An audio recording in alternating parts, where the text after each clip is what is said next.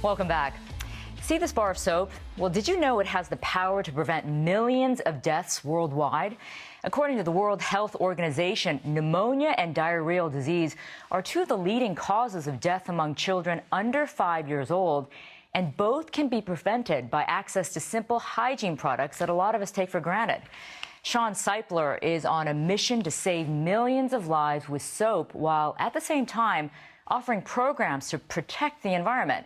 He's the founder of the nonprofit Clean the World, the largest global recycler of hotel hygiene products.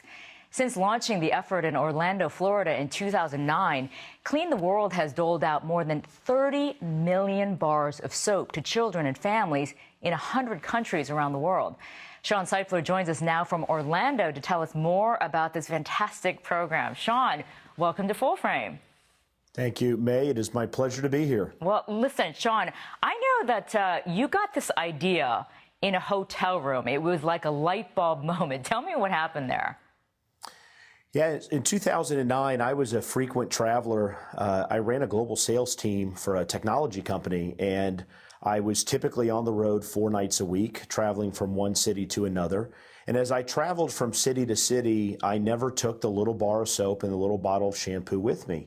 So one day in a hotel room, I was very curious as to what happened to those items when I was done using them. And I called the front desk at the hotel and asked what happened to the soap when I was done with it. And of course, they told me that they throw it away, which I thought was a really interesting answer and probably a lot of waste. Yeah. So I did some research at the time and figured out that in the United States, we were throwing away about 1 million bars of soap every single day, which of course was a huge amount of waste. Yeah. And so I did some more research and tried to figure out, could we recycle soap? Was there a way to take dirty soap and turn it into new soap? And there was very simple ways of melting it down and reforming it into new bars. But the kind of the light bulb moment for Clean the World was when we found studies that showed that 2 of the top killers of children worldwide, as you mentioned, pneumonia and diarrheal disease, which at the time killed 9,000 children under the age of 5 every single day. Every day. That's phenomenal. Every single day. Wow. The beautiful opportunity was these studies showed that if we just gave those children soap and taught them how and when to wash their hands, that we could cut those deaths in half.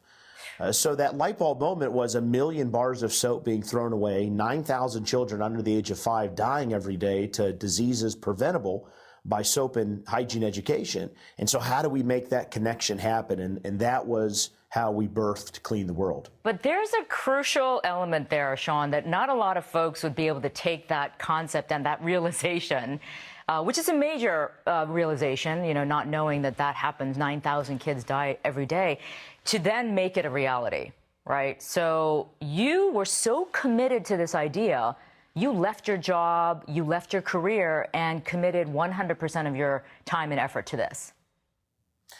That's correct. I have 4 children. I had a moment sitting on my bed where sort of, the heavens opened up, and I guess that moment happened. And to me, it was a very simple math problem that could have profound results. 1 million bars of soap being thrown away, 9,000 children dying, and I just got to figure out how to take the 1 million bars, recycle it, and get it to the 9,000 children. So really at that moment, it seemed a very easy response, I think, because of the way I was reared, to want to help others, to want to help those who were hurting. Yeah. But what about execution, Shawn? I mean, you have to actually make this work, right? So technically speaking, you have to figure out how you're going to get the soap and how you're going to get it made and how you're going to get the hotels to agree to give you the soap. So what were the logistics behind how you actually made this work? Yeah, well, when I first jumped in, I'm one of those that just sort of jumps in the water and doesn't know how deep it is. Okay. And that was clearly the case with Clean the World. Very quickly after leaving my job, I was able to get my family members together, and we got into a single-car garage in downtown Orlando, and we started approaching hotels in Central Florida with this concept to put a recycling bin in their hotel. We would ask their housekeepers as they clean the rooms every day to, instead of throwing away the soap and bottled amenities, to please put them in little bags that would make their way down to our bins. and we would then figure out how to pick it up and bring it into our single car garage cooking recycling center, where if you could picture in a small garage, we all sat around on upside down pickle buckets with potato peelers, and we would scrape the outside of bars of soap, and when they were scraped, we then had a meat grinder that would grind it up, and then we had 4 cookers that were cooking the soap into a paste, and all this effort for 500 bars of soap, in those early days, and that was a huge day for us. Yeah. Wow. So, yeah, it was pretty crazy. Yeah, I mean, that's like grassroots effort right there, hands-on. That's right. And but, hotels were very interested in the concept because they saw this waste every day. Right. They were really interested in the concept of getting soap to those in need globally. And oftentimes in the hotel, the housekeeper comes from a country of need, maybe sending money and other resources back to their home country of need. Mm-hmm. So a lot of those things resonated with the hotels early on. It just became a matter of how operationally do we do it? And then, of course, how do we create a financial model that was going to allow us to scale the business, continue the business, which was also a very, very tricky part of the early days. Right, right. And I know that, like you just mentioned, the hotels were willing to contribute because they also saw the waste. So you have some really big hotel partners now, don't you? We do. We were early on in Central Florida. Walt Disney World Resorts came on board, which was a huge name for us when we first launched into Vegas. Caesars Entertainment brought us to Vegas, and shortly after that, Sands, a Venetian Palazzo in Wynn Encore came on board. Sands helped us go to Asia, and so we launched in Macau and Hong Kong not too long after that, and have some great brands like Mandarin Oriental and Hilton and Marriott and Starwood that operate our program globally. So the hotels, in terms of the impact, both environmental and social impact that we could drive, were absolutely on board. We then had to also convince them on the financial aspect. And so we had to, in 2009, the economy was in very rough shape.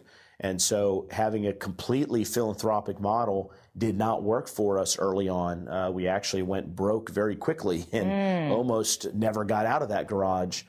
So we had to ask hotels to not only participate from an operational standpoint, but we needed them to participate from a financial standpoint. And so we had to create a model whereby hotels bought the recycling program, and so they had to see value in it, not just from a internal impact standpoint, what it means, to their employees, to the guests, to the environment, but it also had to make sense financially, because that was the only way we were going to be able to scale the organization. And thank goodness those brands that I mentioned did that, saw the value, and got behind us in every way possible. And obviously now it's really working quite well. So let's talk about the impact that you've seen since you started this program around the world. I mean, as I read in the intro, you're in 100 countries, right, this program. So tell me about the direct impact that you've seen on these communities, on these kids.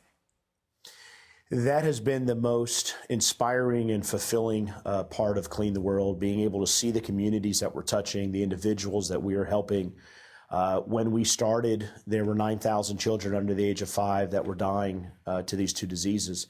Today, we fast forward 7 years later, we've reduced that death rate by more than 35%. There are now less than 6,000 children that are dying every day to those 2 diseases. It's still a child every 15 seconds, so there's still a lot of work to do. Right. But we have some great programming on the ground in Kenya, in Haiti, in the Philippines, as well as we work with a number of great organizations like Children International, Operation Christmas Child, World Vision, the American Red Cross, International Red Cross. These organizations are taking our product and inserting them into their WASH programs, and so they're addressing clean water and sanitation and health and hygiene. Right. We just had a program, we just got some results back. There are 4,000 school children, for instance, in Kenya, who are in a very tough area, some of it controlled by the Al-Shabaab terrorist organization. And so these kids, oftentimes the girls who are going to school are sort of forbidden to go. So when they go, it's a risk for them to go into the classroom. When we went into this community, there was an 80% infectious rate of diarrheal disease. We've handed out soap on a regular basis. We have educated the children in these schools, and the first reports back are a 62% reduction in that rate of infectious disease. That's incredible, Shawn. 62%. It's a huge result. That's right. It's a huge reduction. So, that invigorates us, that inspires us to want to do more. We're now launching another program in Tanzania.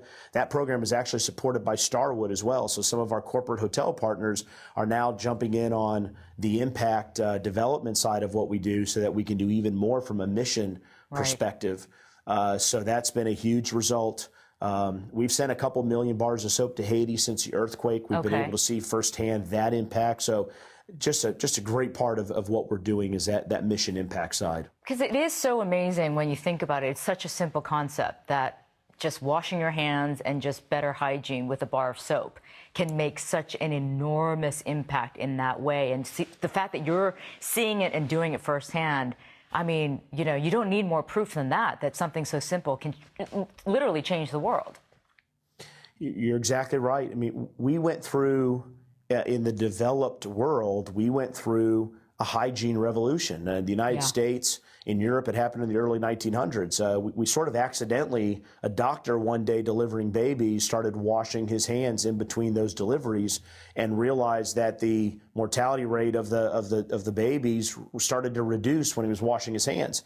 And that's how sort of soap and hygiene came into the medical industry and really the developed world. So whereby we have that in our society, so many in the underdeveloped do not understand that. They don't have a culture of hygiene. They don't have the resources and the means. Right. The supply demand's just not there. So we're really addressing those areas that very simply just need to have soap and know how and when to wash their hands. Right. Shawn, I got to ask you a pragmatic question, and I'm sure a lot of people ask you this as well. But when it comes to sanitizing the soap that's been used, you mentioned in the starting days, you guys would just use a potato peeler and just peel the soap. But how do you ensure that the soap is genuinely sanitized before you make it into new soap and send it out?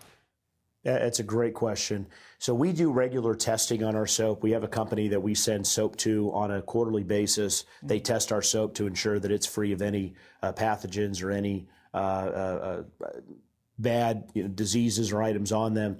Through our recycling process, as we surface clean and sterilize soap, we are constantly heating it up and then cooling it down again and then heating it up. And through that heating process, soap naturally disinfects itself. So it's actually cleaning itself. We don't need to add the sterilization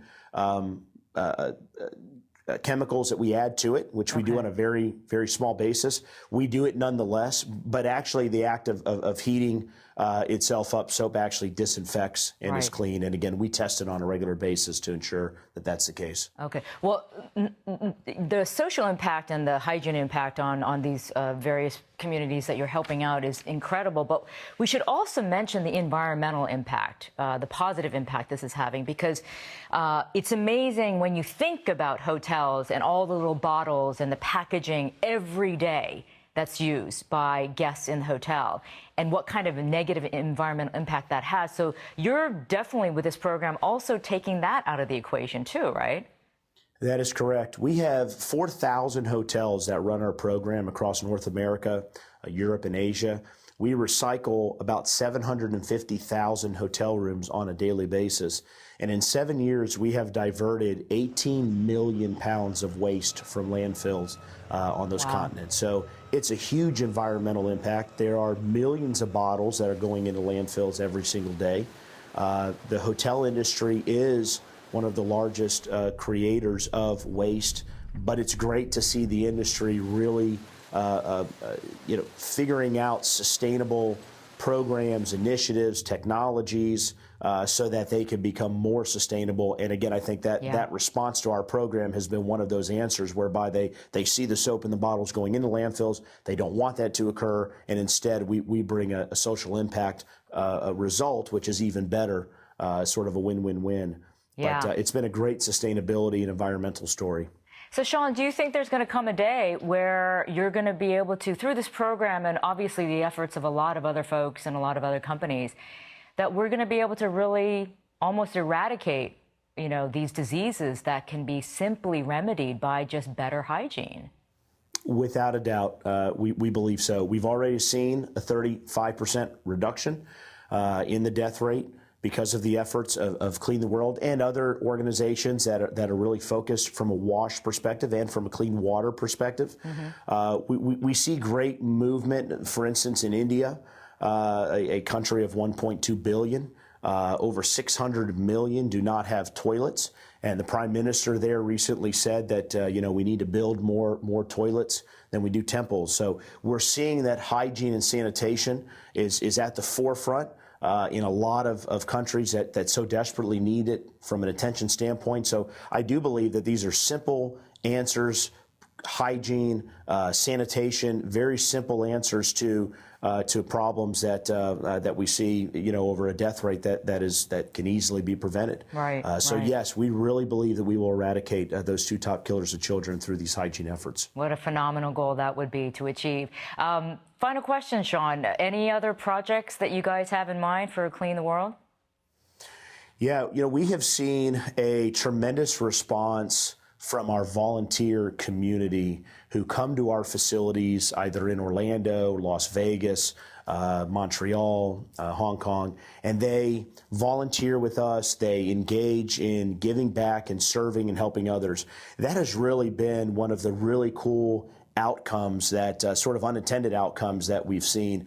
We need that help in order to process the products and get them sorted and get them recycled. Yep. And so we really see a great opportunity to take that model and mobilize it and perhaps leverage those 4,000 hotels that we have, which are already places where people come to, they meet, they rest, they do a number of things, they dine, they come there. And so, can we take that volunteering and mobilize it across the world so that individuals and communities can do something that I really believe everybody innately has in their DNA, and that is to want to serve and help others. And so we really see that as something we'll do in the future, bringing that opportunity to volunteer, to help, to serve, and bring it into the community, mobilizing it across various communities where our hotel partners are, so that we can engage so many who, in their DNA want to help and serve others. Right. Well, Shawn, it takes one person, right, to make a difference, and then you cause that ripple effect around the world. So congratulations on the success of Clean the World and what you're doing. So thank you so much, Shawn. Great to talk to you. Thank you, May. Great talking to you as well. All right. Well, coming up next, one American company is saving the world's children one nutrition bar at a time.